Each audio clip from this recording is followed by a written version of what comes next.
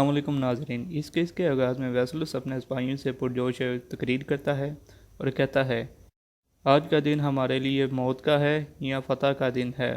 फिर वो सब सिपाहियों के साथ वहाँ से निकल जाता है। कई कबीले में आइमा हाला ने तमाम तौर सरदारान को मदऊ किया हुआ था और उन्हें हालात से आगाह करती हुए बताती हैं कि सुल्तान अलाउद्दीन कुछ दिनों से हमारे मेहमान थे। ये सुनकर तमाम तौर सरदार खुश हो जाते हैं। फिर उन्हें बताती हैं कि सुल्तान को सराय में जहर दिया गया है।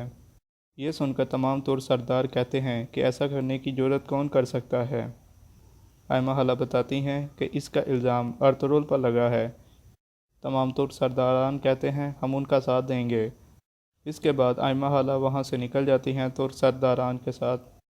अगले सीन में शेख इब्नुल अरबी सुल्तान के पास बैठे अल्लाह से दुआ कर रहे होते हैं कि ए मेरे मालिक, ये तेरा ग़ुलाम इंसान तेरे रास्ते में निकला है, तो इसकी मदद फरमा और इस पर रहम फरमा, आमीन। सराय की जेल में अमीर सादतीन अर्तुगरुल के पास आते हैं। अर्तुगरुल उन्हें बताता है कि सुल्तान के महल में एक जासूस है जो सलेबियों के लिए काम कर रहा है। अगर हम में से कोई गद्दार नहीं तो उसने ही खबर वैसलस तक पहुंचाई होगी और वैसलस ने ही वो जहर दिया होगा सुल्तान को। सादतीन वहां से चला जाता है। अगले सीन में वैसलस अपने सिपाहियों के साथ सराय के करीब एक पहाड़ी पर खड़ा होता है और उनसे कहता है कि आज फतह का दिन है। आज के दिन हम हार नहीं मान सकते। सराय में आइमा हाला तमाम तौर सरदारान के साथ आ जाती हैं और अमीर सादतीन के सिपाहियों को कहती हैं कि हमें अंदर जाने दो।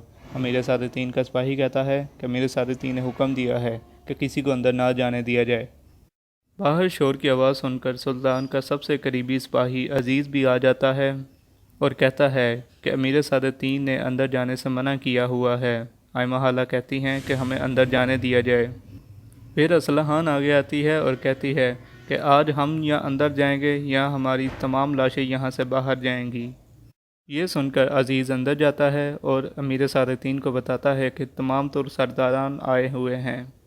अमीर सादतीन कहता है कि लानत हो उन तमाम तुर सरदारों पर और कहता है कि उन्हें वापस भेज दो। अजीज़ कहता है कि असलहान और आइमा हाला भी आई हुई हैं। फिर सादतीन कहता है कि उन्हें अंदर आने दो। आइमा हाला अंदर आते हुए कहती हैं कि अर्तुगरुल साहब, मैं तमाम तौर सरदारों को अपने साथ लाई हूँ और हम आपके साथ हैं। अर्तुगरुल आवाज़ सुनकर कहता है कि वालिदा आपका शुक्रिया।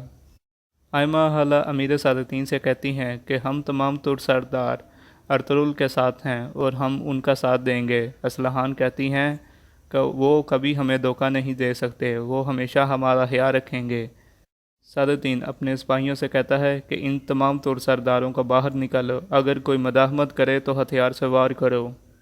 ये सुनकर तमाम सरदार अपनी अपनी तलवारें निकाल लेते हैं। अमीर सादतीन कहता है कि आइमा हाला, आप जानती हैं रियासत के ख़िलाफ़ तलवार उठाने का क्या मतलब होता है। आइमा हाला कहती हैं कि वो मेरा बेटा है, मैं बस ये जानती हूँ कि वो गुनाहगार नहीं हो सकता। इस सब के दौरान सुल्तान भी आ जाते हैं और कहते हैं, सादतीन तुम ये क्या कर रहे हो।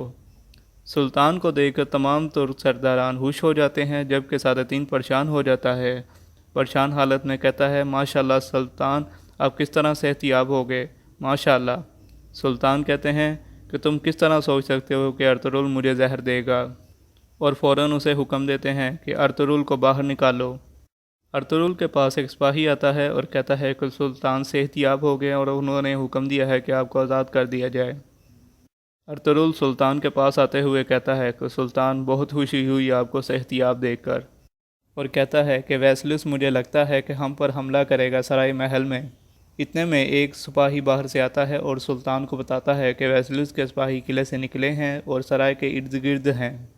अर्तुगरुल कहता है कि मेरा सिपाही एक आपका लिबास पहन लेगा और मेरे साथ आएगा।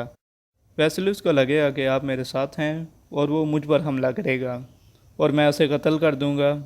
सुल्तान उसकी बात मान लेते हैं। अर्तुगरुल वहाँ से सुल्तान के लिबास में दुमरुल को लेकर और अपने सिपाहियों को लेकर वहाँ से निकल जाता है। वैसलस के पास उसका एक सिपाही आता है और उसे बताता है कि अर्तुगरुल सुल्तान वहाँ से निकल गए हैं सराय से। वैसलस का सिपाही कहता है कि वो सुल्तान की हिफाजत के लिए उनको यहाँ से दूर लेकर जा रहे हैं। वैसलस कहता है कि मेरे साथ आधे सिपाही आएँ और आधे तुम्हारे साथ रहेंगे।